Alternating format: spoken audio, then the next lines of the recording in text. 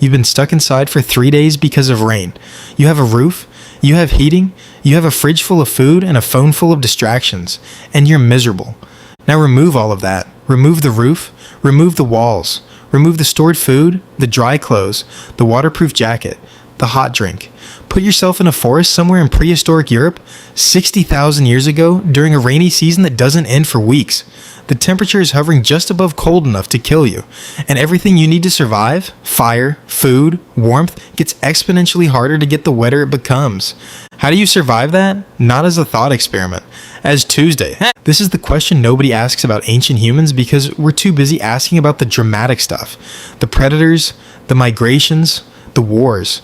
But rain is unglamorous and relentless, and it was almost certainly more consistently dangerous to early humans than anything with teeth. It killed fires, it caused hypothermia, it rotted food, it flooded shelters, and it lasted for months.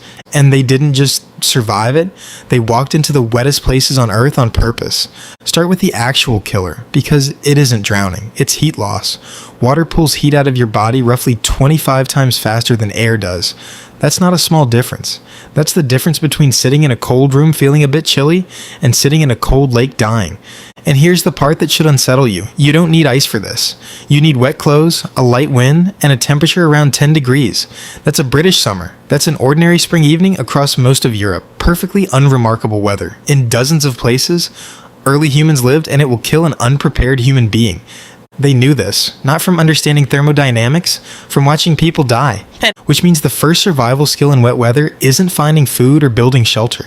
It's holding on to your own body heat, and the ways they did that were far more clever than we give them credit for. Start with fire, because fire is the obvious answer and also a nightmare.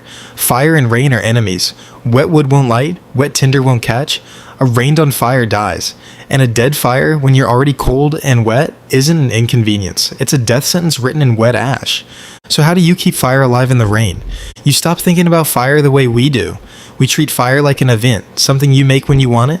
They treated it like infrastructure, like electricity. Fire wasn't started, fire was maintained continuously, because starting one from scratch in wet conditions with bare hands is one of the hardest things a human being can do.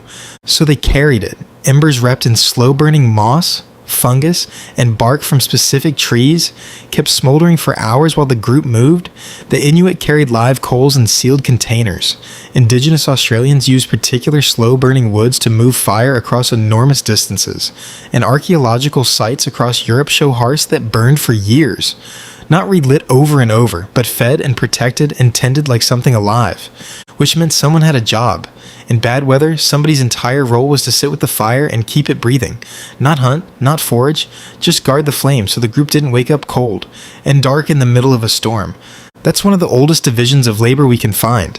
Before anyone specialized in tools, or hunting, or medicine, someone specialized in fire.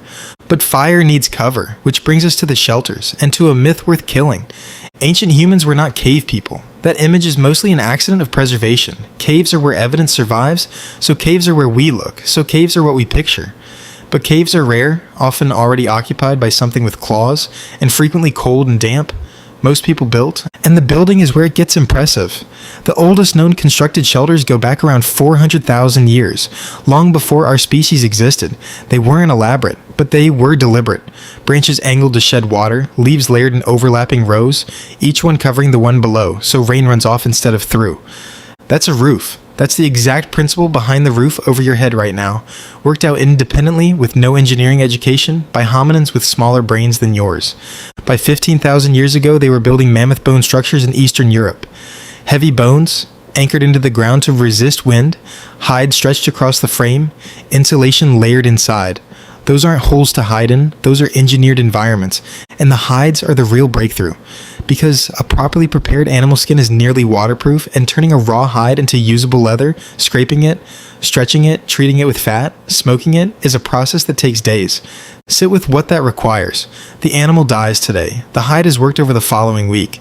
The finished thing protects you from weather that hasn't arrived yet. That's not instinct. That's abstract planning across a delayed timeline. It's solving a problem that doesn't exist yet, but will. They were doing this at least 120,000 years ago. Rain didn't just kill ancient humans, it made them think. And then there's the skill we've lost completely. We experience weather as something that happens to us. We check an app, we get caught out, we go inside. We've outsourced our weather awareness to a phone and quietly let the underlying ability rot. They had no such option. They read the sky continuously the way you read road signs, automatically, fluently, without noticing they were doing it. The smell before rain arrives is real. So is the behavior of animals hours ahead of a storm, birds flying lower, insects swarming, certain animals drifting toward higher ground, cloud texture, wind shifts, the surface of water. You don't get caught in a downpour when you've been reading the sky all day. You get 3 hours of warning and you spend them finding high ground and building a cover. And they read the ground as carefully as the sky. Cold air sinks. Water pools and hollows. On a wet night, the difference between camping on a slight rise and camping in a dip is the difference between waking up damp and waking up sitting in several inches of cold water. South-facing slopes dry faster. Dense canopy stops a surprising amount of rain before it ever lands. Rock overhangs are a free head start on a roof. None of that was reinvented each generation. It was taught, which is why, when a group lost its elders, it didn't just lose people, it lost the manual. That's very likely part of why we find care for the old and the non-productive appearing so early in the record. Keeping an elder alive was keeping the knowledge alive. And here's the strangest part of all. They didn't avoid the wet places.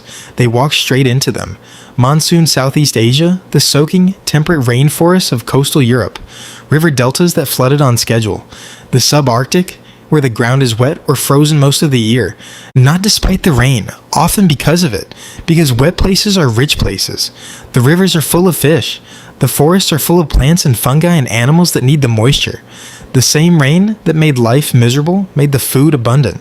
And somewhere in the drift of populations toward resources, our ancestors made a trade.